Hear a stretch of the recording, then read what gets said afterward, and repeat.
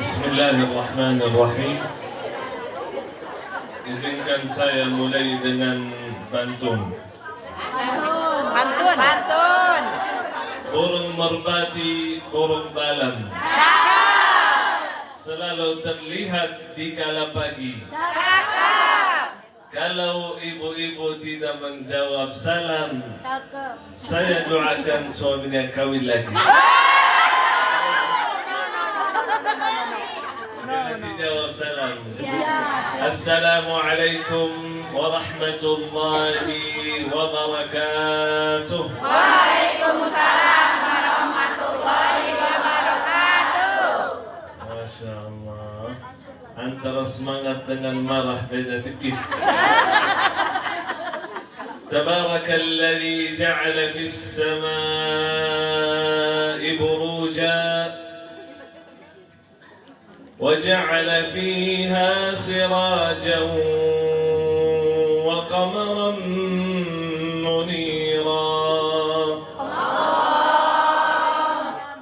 وهو الذي جعل الليل والنهار خلفة لمن أراد أن يذكر أو أراد شكورا أشهد أن لا إله إلا الله وحده لا شريك له ولي الصالحين وأشهد أن نبينا وحبيبنا ومولانا محمد صلى الله عليه وسلم وعلى آله وصحبه والتابعين وعنا معهم بمنك وكرمك يا أكرم الأكرمين سبحانك لا علم لنا إلا ما علمتنا إنك أنت العليم الحكيم. Bagaimana mau ceramah Syekh pakai bahasa Arab atau bahasa Inggris? Bahasa Sunda aja. Rumah ada mangsa daya mangga atau nuhun. Itu aja yang saya belajar. Para hadirat, ibu-ibu yang saya hormati, yang saya muliakan. Amin. Ini bukan ibu-ibu, ini masih muda semua. Mudah-mudahan ibu-ibu majelis ta'lim, ketua majelis ta'lim dan semua jamaah yang hadir sama-sama diberkahi, dimuliakan oleh Allah Subhanahu wa taala. Saat kita berada di majlis ilmu, kata Rasulullah sallallahu alaihi wasallam, illa nazalat alaihimus sakinah wa ghashiyatuhumur rahmah wa haffathumul malaikah wa dzakarahumullahu fi man 'indah. Rasulullah sallallahu alaihi wasallam bersabda, saat kita berada di majlis ilmu, maka kita mendapatkan 4 hadiah. Yang pertama, Allah akan turunkan sakinah. Tahu sakinah? Bukan Ibu Haji Sakinah. Sakinah itu ketenangan hati. Dan sakinah itu tujuannya apa? Kalau orang dapat sakinah, manfaatnya apa sakinah itu? Karena saya banyak lihat jamaah datang ke majlis ta'lim, dapat sakinah, hatinya tenang, langsung membaca doa Bismillahirrahmanirrahim ahya. Kenapa tidur? Tenang katanya, makanya tidur. Jangan. Tujuan sakinah bukan supaya tidur. Tujuan sakinah ketenangan hati supaya iman kita bertambah. Imannya semakin tinggi, semakin menikmati ibadah. Sebagaimana Allah Subhanahu wa taala berfirman, هو الذي أنزل السكينة في قلوب المؤمنين ليزدادوا إيمانا مع إيمانهم. Masya Allah. Ternyata Syekh bukan cuma ganteng, tapi suaranya juga merdu. Sombong kali. Allah Subhanahu wa taala berfirman, Allah yang menurunkan sakinah ke hati orang-orang beriman. Kenapa ya Allah? Liyazdadu imanan ma'al imanihim. Agar iman yang bertambah terus. Kalau iman yang bertambah, ya Allah nikmatnya. Orang saat ibadah tak pernah merasa lelah, tak pernah capek. Kita mendengar Uthman bin Affan berdiri salat qiyamul lail dalam satu rakaat membaca 30 juz. Kok bisa? Ya, itu rasa iman. Dia menikmati itu. Bilal ibn Rabah saat disiksa oleh Quraisy. Bilal karena orangnya budak dari Afrika, maka saat masuk Islam tidak dibiarkan begitu saja. Malah disiksa sepanjang hari, sepanjang malam.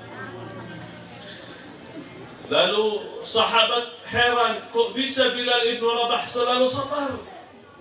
Tak ada dia nangis, tak ada dia teriak, tak ada dia mengucapkan sesuatu yang tidak baik. Malah selalu dia ucapkan ahadun ahad. Allah itu wahid, Allah itu wahid. Subhanallah. Sahabat bertanya kepada Bilal, wahai Bilal, bagaimana anda bisa sabar terhadap siksa mereka? Kata Bilal, mazajtu halawatal iman bimararatil adab, falam a'ud ash'uru bi'adabihim. Aku campurkan dua rasa. Rasa siksa mereka terhadap saya dan rasa iman yang berada dalam hati saya.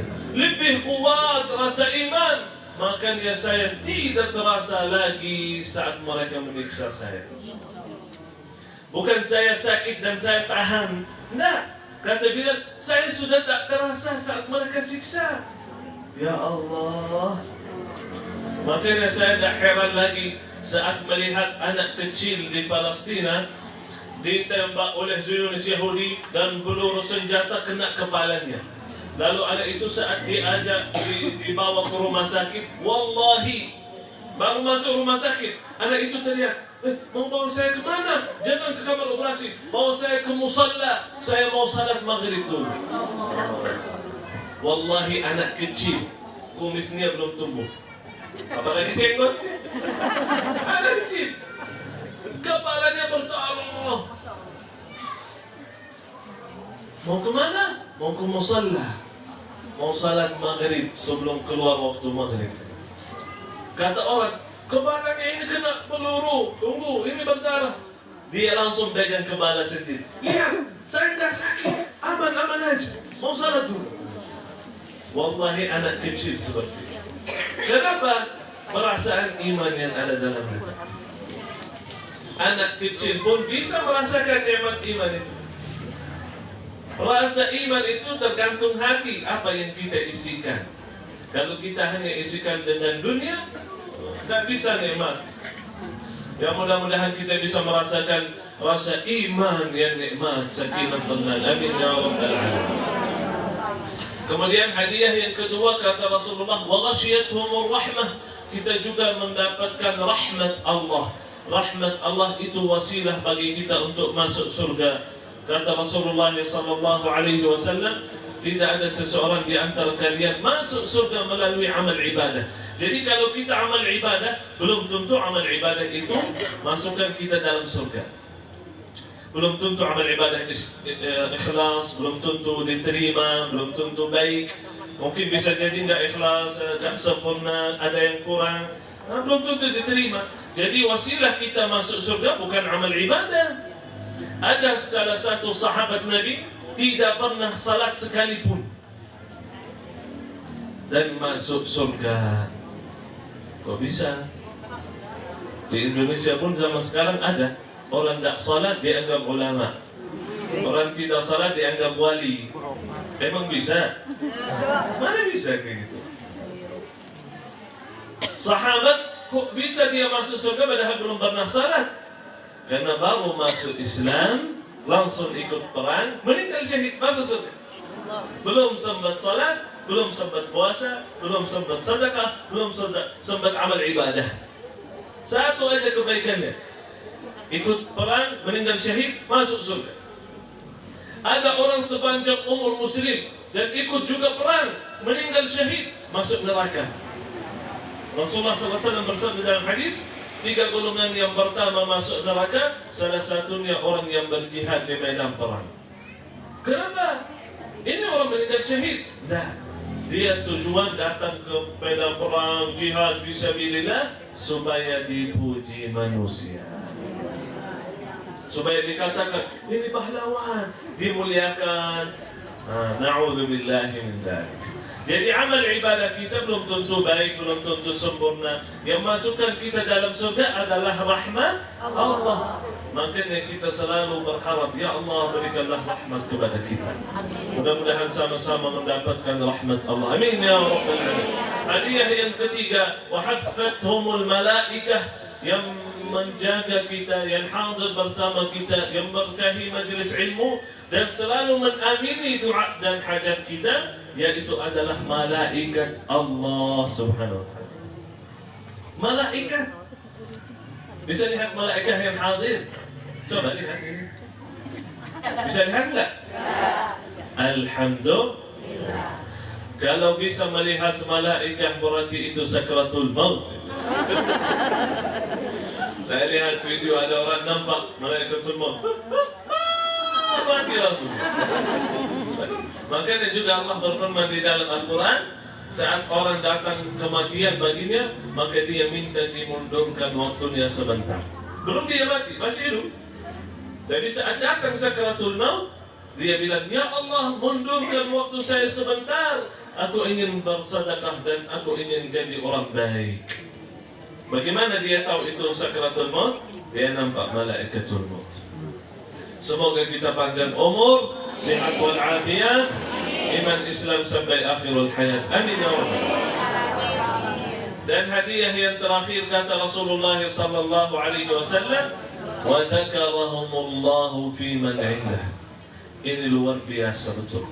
Kata Rasulullah sallallahu alaihi wasallam, saat kita berada di majlis ilmu, maka nama-nama kita akan disebutkan oleh Allah Subhanahu wa ta'ala di hadapan para malaikat. Kalau nama kita disebutkan oleh Ustaz, senang. Ustaz ingat sama kita, Ustaz hafal nama kita. Kalau nama kita disebutkan sama presiden, depan banyak orang yang saya hormati, fulan. Senang gitu.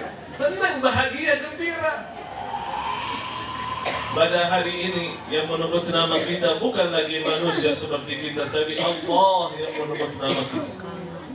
Dijelaskan juga dalam hadis yang lain, Inna Allah yubahi fikumul malaikah. Allah membanggakan kalian di hadapan para malaikat. Karena malaikat Allah pernah mengatakan, ya Allah, kenapa mau ciptakan manusia di muka bumi? Manusia ini akan menjadi orang yang jahat, orang saling musuh, saling bunuh, kan?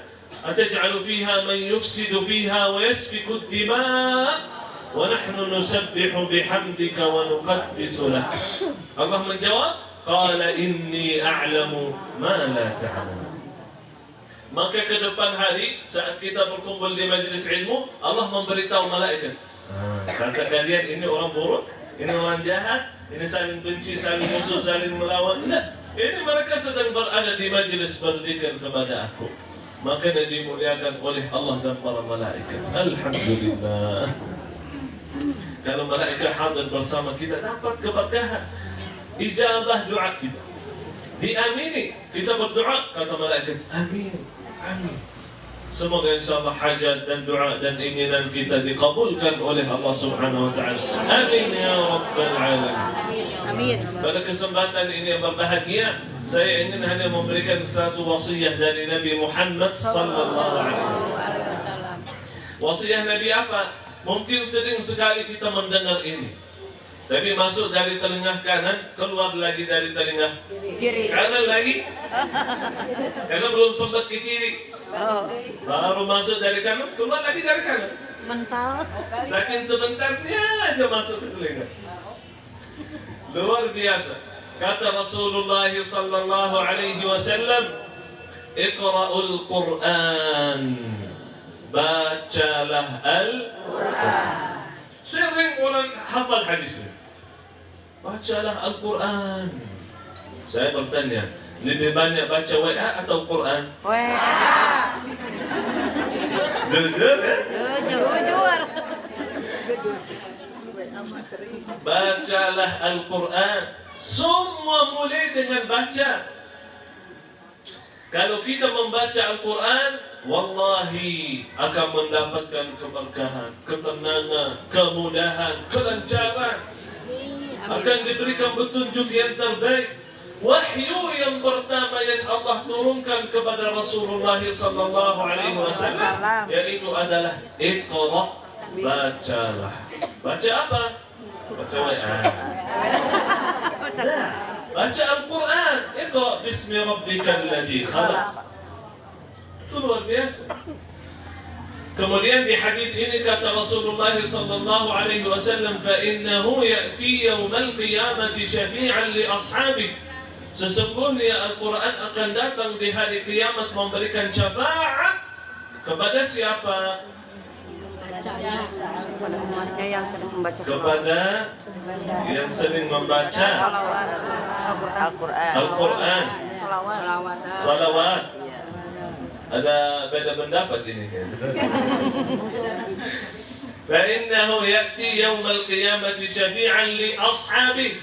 Sesungguhnya Al-Quran akan datang memberikan syafaat kepada sahabatnya. Kok sahabat? Maksudnya kita tukar nomor HP gitu, jadi temanan. Apa maksudnya sahabat? Kalau dalam bahasa Indonesia sahabat itu teman, Teman karib. Kalau dalam bahasa Arab sahabat itu yang paling dekat dengan kita. Istri pun istri. Misal contoh, istri saya. Kalau istri saya paling dekat ke hati, Allah pernah namakan di dalam Al-Quran sahib. Sahib. Kok istri dipanggil sahib? Padahal dalam bahasa Arab istri itu zaujah. Kenapa di sini sebagaimana Allah berfirman, "Yauma yafirrul mar'u min akhihi wa ummihi wa abihi wa sahibatihi wa banihi wa sahibatihi wa banihi." Istrinya dan anaknya. Kata Allah, di hari kiamat, istri yang paling dekat ke hati kita di hari kiamat ternyata lari, kabur, jauh dari kita. Kenapa? Karena ternyata selama di dunia betul dekat tapi jauh dari Allah. Dekat ke suami tapi jauh dari Allah, tidak ibadah. Maka di akhirat takut, semua ingin selamatkan diri sendiri. Tapi kalau orang saleh salihah saling memberi syafaat, bukan saling kabur, saling lari, tidak. Saling ketemu, bahkan anak yang saleh bukan kabur dari orang tua, malah sambut orang tua. Li ashabih di sini maksudnya yang paling dekat. Saat Rasulullah SAW ditanya sama para sahabat, "Ya Rasulullah, man ahabbun nasi ilaik?" Siapa yang paling dicintai oleh Nabi? Manusia yang paling dicintai oleh Nabi siapa? Kata Rasulullah SAW, Aisyah. Istrinya Siti Aisyah. Lalu sahabat bertanya lagi, "Ya Rasulullah, maksud aku dari laki-laki." Aisyah perempuan, wajar istri yang tuh. Laki-laki siapa? Kata Rasulullah SAW, ayahnya. Siapa ayahnya? Abdullah ibnu Abdul Muttalib. Siapa Abdullah maksudnya ayahnya? Bukan. Abdullah ibnu Abi Quhafah. Ayahnya Aisyah, bukan ayahnya Nabi. Ya, karena orang itu bertanya, "Ya Rasulullah, engkau mencintai siapa?" Kata Rasulullah, Aisyah. Kemudian siapa? Kata Rasulullah, ayahnya Aisyah, bukan ayahku. Ayahnya Aisyah. Ayahnya Aisyah namanya Abdullah ibnu Abi Quhafah. Kita sering hafal cuma satu nama, Abu Bakar As-Siddiq. Abu Bakar Siddiq. Itu yang kita hafal. Kalau Abdullah, siapa? Ayahnya. Namanya Abdullah. Abu Bakar Siddiq namanya Abdullah. Nama ayahnya Uthman. Jadi Abu Bakar itu panggilannya, ayahnya pun dipanggil Abu Quhafah. Jadi luar biasa, Abu Bakar itu nomor 1 dari laki-laki di hati Rasulullah SAW. Sampai banyak sahabat cemburu. Wahai Rasulullah, di mana aja Rasulullah ada, selalu ada Abu Bakar. Di mana saja ada Rasulullah, ada Abu Bakar. Tak pernah Abu Bakar itu jauh. Kenapa tak suruh ke sana ke situ seperti yang lain? Kata Rasulullah, saya tidak bisa jauh dari Abu Bakar. Saat hijrah dari Mekah ke Madinah, Rasulullah izinkan sahabat untuk hijrah, silahkan hijrah duluan. Kemudian Abu Bakar mau hijrah, kata Rasulullah, jangan hijrah dulu, tunggu.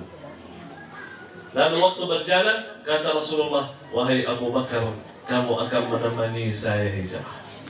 Satu orang saja yang menemani Rasulullah hijrah, itu Abu Bakar As-Siddiq. Maka kata Siti Aisyah, pertama kali saya melihat seseorang nangis saking bahagia. Abu Bakar saat Rasulullah memberitahu, kamu akan hijrah sama saya, nangis. Kalau ibu-ibu sedang bahagia, ketawa atau nangis? Ketawa.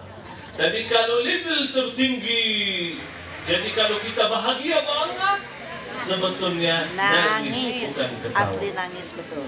Saat anak kita wisuda udah sukses, nangis kita. Saya heran kenapa nangis? Saking bahagia. Bahagia. Yang Anak baru nikah, datang acara nikah, lihat orang tua selalu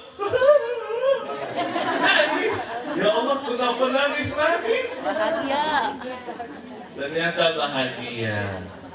Begitu Abu Bakar As-Siddiq saking bahagia, nangis.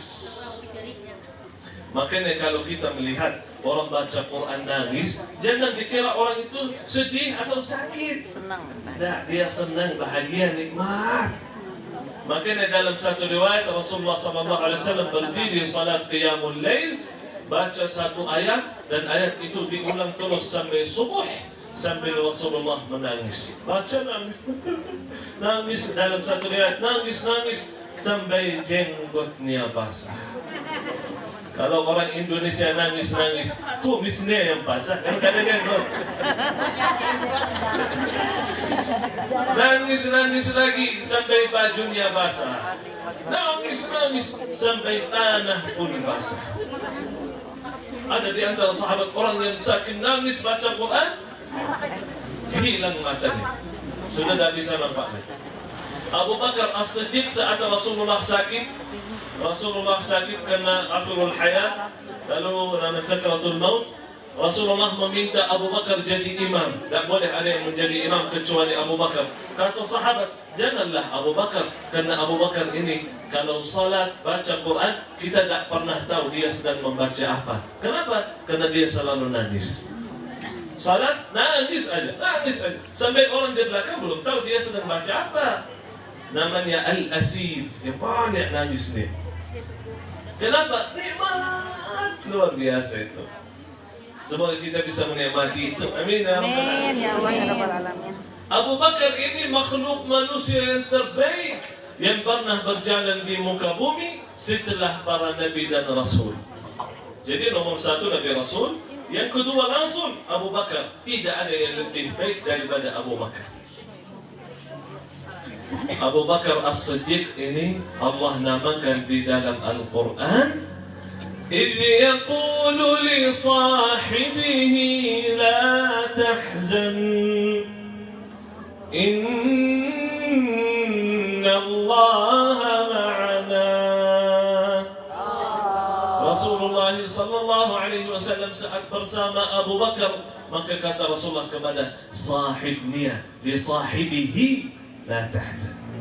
Satu-satunya sahabat yang dinamakan sahib di dalam Al-Quran itu Abu Bakar As-Siddiq. Sahibihi la tahzan inna Allah ma'ana. Jangan sedih, bukan kita bersama Allah. Wajar kalau misal saya bilang saya bersama Pak Jenderal. Wajar. Saya bisa ke tempat beliau, ketemu sama beliau. Saya sama Pak Presiden. Wajar. Tapi kalau saya bilang, Presiden sama saya. Kamu siapa emang? Di sini Allah berfirman, Inna Allaha ma'ana. Bukan kita bersama Allah. Allah yang membersamai kita. Saking kemuliaannya Nabi Muhammad dan Abu Bakar As-Siddiq. Jadi hadis yang tadi, bacalah Al-Quran, sesungguhnya di hari kiamat Quran memberikan syafaat kepada sahabat, artinya sahabat yang paling dekat dengan Al-Quran di sini. Tahu paling dekat dengan Quran bagaimana maksudnya? Tiap hari membaca Al-Quran.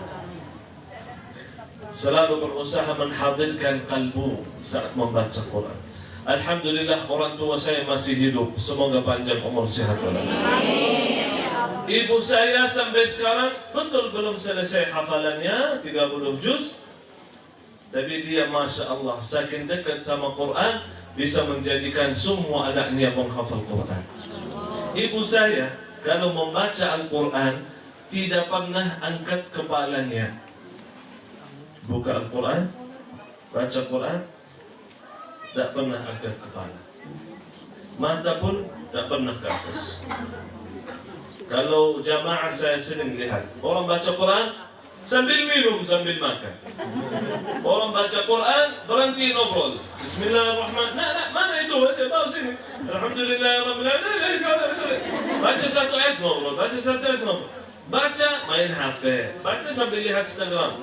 Alhamdulillah. Bagus sekali HP-nya, Masya Allah. Sahabat yang bukan hanya badan dekat, hati pun dekat. Pernah ibu saya suruh saya pergi beli sesuatu, terus saya pergi, lalu saat saya pulang saya bilang Assalamualaikum, mohon maaf saya enggak ketemu, mau sesuatu yang lain atau mau saya cari di tempat yang lain, tidak dijawab karena ibu saya sedang membaca Quran. Oh, masa saya nunggu sampai selesai? Bagaimana ini? Mau yang lain atau saya pergi atau bagaimana saya bilang? Gak ada dijawab juga.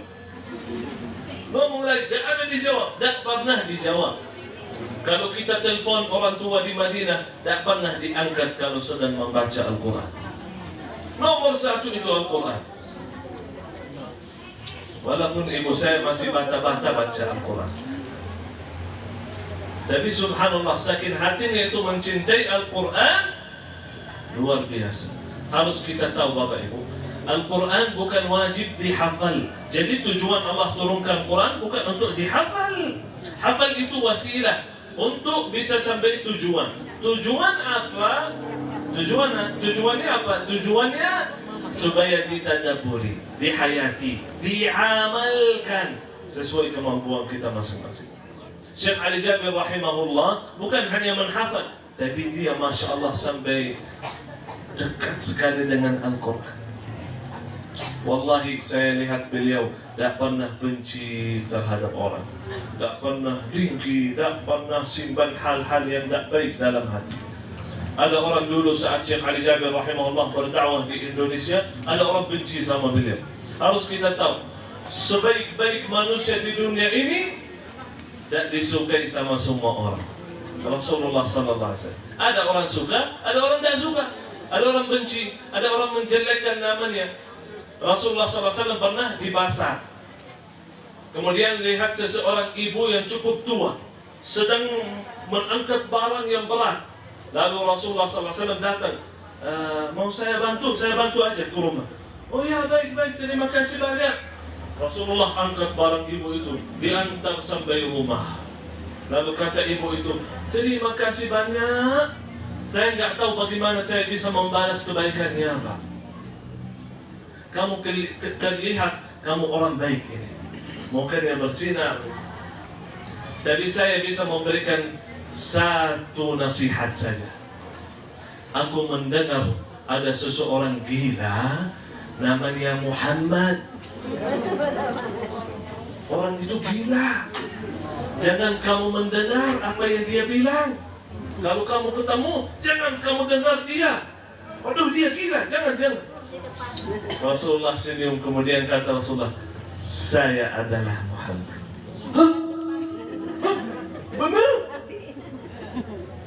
kalau kamu Muhammad, maka aku bersaksi bahwa tidak ada Tuhan selain Allah dan engkau adalah utusan Allah. Nabi Muhammad. Langsung dia masuk Islam. Asyhadu an la ilaha illallah wa asyhadu anna Muhammadan Rasulullah. Ada seseorang datang tarik baju Rasulullah dari belakang sampai leher Rasulullah SAW berbekas merah. Saking kerasnya dia tarik. Lalu kata orang itu, wahai Muhammad, kasih saya dari harta Allah, bukan dari hartamu, bukan dari harta orang tuamu.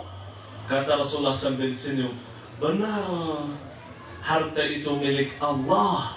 Wahai sahabat, kasih dia apa yang dia butuhkan. Begitu akhlak Nabi sallallahu alaihi wasallam. Bagaimana akhlak Nabi sallallahu alaihi wasallam? Kata Siti Aisyah, kana khuluquhul Quran, akhlak Nabi sallallahu alaihi wasallam adalah Al-Quran. Maka Syekh Ali Jabir rahimahullah belajar dari Quran. Ada orang benci sama Syekh Ali Jabir, menjelekkan namanya di mana-mana. Jangan didengar, ini Syekh sesat, ini begini, ini begitu. Lalu salah satu hari orang itu sakit, dirawat inap di rumah sakit. Syekh Ali Jabir rahimahullah datang ke rumah sakit. Kalau saya datang, Yarin kamu sakit, supaya lain kali kamu dah berani sama saya. Ini berkah doaku ini. Salam mati juga ini. Itu kalau kita. Kalau Syekh Ali Jabir tak pernah. Datang ke rumah sakit, doakan. Assalamualaikum. Mudah-mudahan lekas sembuh, sehat walafiat. Saat keluar mampir ke kasir, Pak, kamar sekian, berapa pembayaran? Sekian. Ya udah saya lunasin semuanya.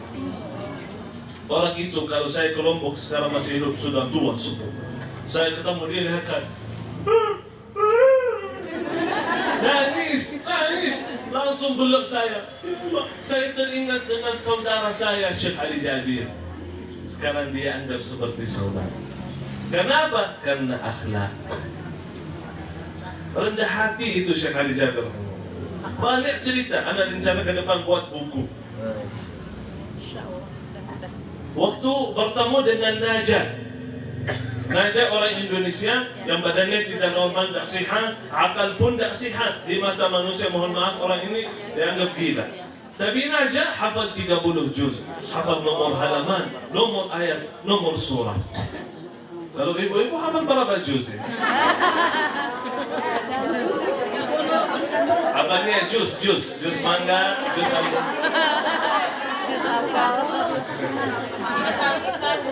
Luar biasa Najah ini, Masya Allah. Maka Syekh Ali Jabir saking memuliakan Najah, mencium tangannya dan kepalanya dan kakinya pun dicium.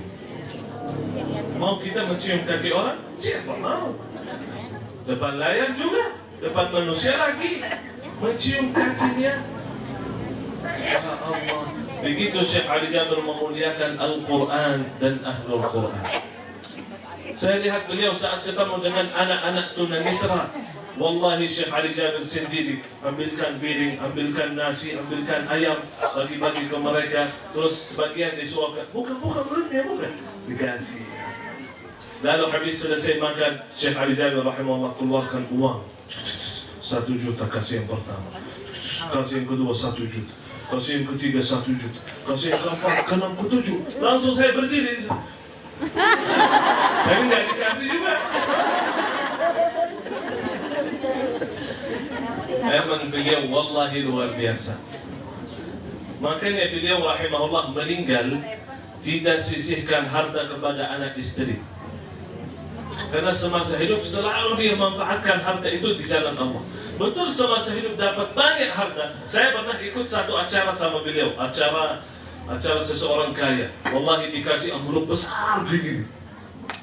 Saya aja pegang, berat betul ini. Berapa isinya ini? Banyak. Pernah juga isi satu acara ditransferin 200 juta sama orang kaya. Orang itu mencintai dia dan selalu kasih terbaik. Tapi beliau meninggal, wallahi tidak sisihkan harta. Rumah, wallahi semasa hidup dapat rumah hadiah dari orang kaya. Mobil, wallahi dapat mobil hadiah dari orang. Kurang lebih 10 mobil dia dapat hadiah. Mobil terakhir saya sendiri pakai pamer sama teman-teman. Mobil CR-V tahun 2017 saya pakai. Dia ada seminggu dia jual itu. Rumah dia jual, mobil dia jual, bahkan dia kadang-kadang minjam mobil saudara dia dan kadang-kadang minjam mobil yayasan atau dia naik Grab atau naik taksi. Pernah pergi ke acara naik ojek, dulu ada ojek, tidak ada gojek. Ojek, motor. Dalam perjalanan hujan deras, udah sampai masjid basah bajunya. Ada orang kaya, oh kenapa? Gak punya mobil, datang pakai motor. Oh ya udah, besok hari dibelikan mobil. Semasa itu banyak yang dia dapat. Harus kita tahu, semakin kita dekat sama Quran, wallahi dunia datang kepada kita. Wallahi, dipertemukan langsung dengan Pak Presiden, dan Pak Presiden langsung memberikan warga negara Indonesia kepada Syekh Ali Jabir. Mana itu? Karena dekat sama Al-Quran, Allah memuliakan. Saya di umur 12 tahun, saya jadi imam. 12 tahun, 13 tahun, 14 tahun, saya jadi imam. Padahal saya belum ada kumis waktu itu. Tapi kok disuruh jadi imam? Allah memuliakan satu kaum dengan Al-Quran, kata Nabi SAW. Orang mencium tangan saya, lebih tua daripada saya, mencium tangan. Kenapa? Al-Quran. Bukan karena ganteng. Karena Al-Quran. Allah memuliakan Ahlul Quran.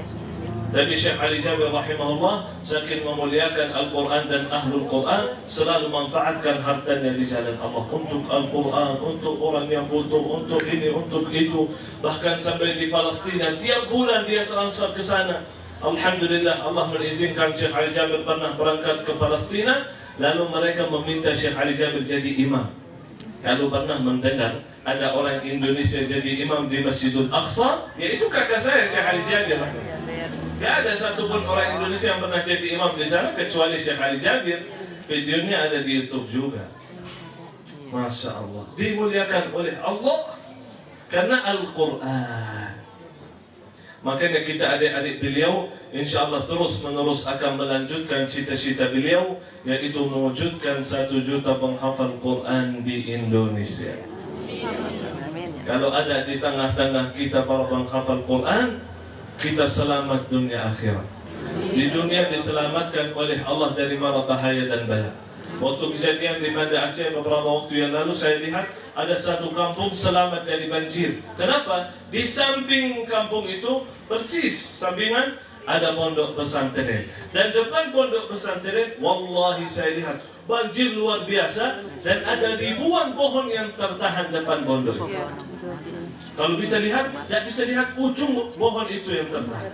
Kok bisa satu pondok tahan semua ini? Karena Al-Quran. Allah menjaga Ahlul Quran. Rasulullah SAW bersabda, keluarga Al-Quran, mereka adalah keluarga Allah dari kalangan manusia. Kalau saya punya anak, saya akan berusaha menjaga anak saya. Ada keluarga Allah yang selalu akan dijaga oleh Allah. Siapa keluarga Allah? Keluarga Al-Quran. Semoga kita menjadi Ahlul Quran, para pecinta Al-Quran yang insya Allah bisa menikmati, menhayati. Kalau bisa juga hafal Al-Quran. Kalau enggak 30 juz 30. Insya Allah Al-Quran itu akan memberikan manfaat yang luar biasa bagi kita dunia akhirat. Amin ya Rabbal Alamin. Saya mohon maaf kalau mungkin tadi kita terlambat sedikit. Mungkin jamaah kelamaan nunggu Syekh ya. Ya Allah, dia juga kan. Jadi kita mohon maaf, semoga bisa dimaafkan. Dan kita mohon maaf kalau ada salah juga, kalau ada kekurangan atau ada kelebihan atau kata-kata yang kurang sopan, saya mohon dimaafkan. Dan minta doanya, karena kita selama safari ini 6 hari, kita berisi 24 acara. Ini acara yang ke-9. Kita mulai hari Selasa, Rabu, hari ini Khamis. Hari Selasa kita isi 4. Hari Rabu kita isi 4. Hari Khamis 4. Tapi ini yang pertama hari Khamis. Untung saya masih muda. Alhamdulillah. Masih kuat jalan. Masih kuat. Allah selalu memberikan kesehatan. Alhamdulillah. Terima kasih atas keberhatiannya, terima kasih atas waktunya. Mungkin itu saja yang saya bisa sampaikan. Segala kebenaran datangnya dari Allah Subhanahu wa Ta'ala, yang salah dari diri saya sendiri dan dari syaitan. Sebelum kita tutup dengan doa, kita akan saling mendukung, saling mendoakan bersama Yayasan Ustaz Gaus Abdul Hamid. Beliau punya pondok pesantren Bunyanul Marsus, sedang memperjuangkan anak-anak menghafal Quran, yatim, miskin. Luar biasa di sana, banyak anak-anak ingin hafal Quran, tapi bagaimana bisa hafal? Dibantu oleh jamaah, dibiayai, dikasih makan, minum, tempat tinggal, disediakan guru kan? Dan setiap ayat dan huruf yang dibacakan oleh anak-anak di pondok itu, kita akan mendapatkan pahala jariyah. Tahu pahala jariyah? Terus berjalan, tidak pernah selesai. Karena anak-anak selama membaca Quran, kita dapat pahala terus. Oh, anak-anak itu sekarang murid, nanti jadi guru, guru punya murid, dan seterusnya begitu berjalan pahala yang tidak pernah putus. Rasulullah namakan dalam hadis sadaqatun jariyah. Semoga insyaAllah ibu-ibu sama-sama mendapatkan rezeki yang barakah, rezeki yang luas, rezeki yang bermanfaat bagi kita, bagi keluarga kita, dan bagi umat Nabi Muhammad SAW. Amin ya rabbal alamin. Wabillahi taufiq wal hidayah. Subhanakallahumma bihamdik, asyhadu an la ilaha illa anta, astaghfiruka wa atubu ilaik. Habis ini.